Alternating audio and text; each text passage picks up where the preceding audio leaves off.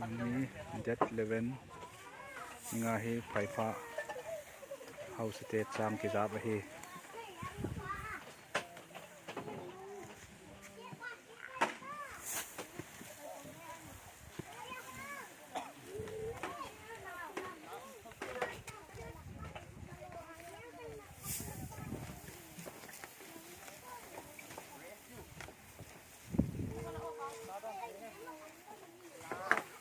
nama kebu kadem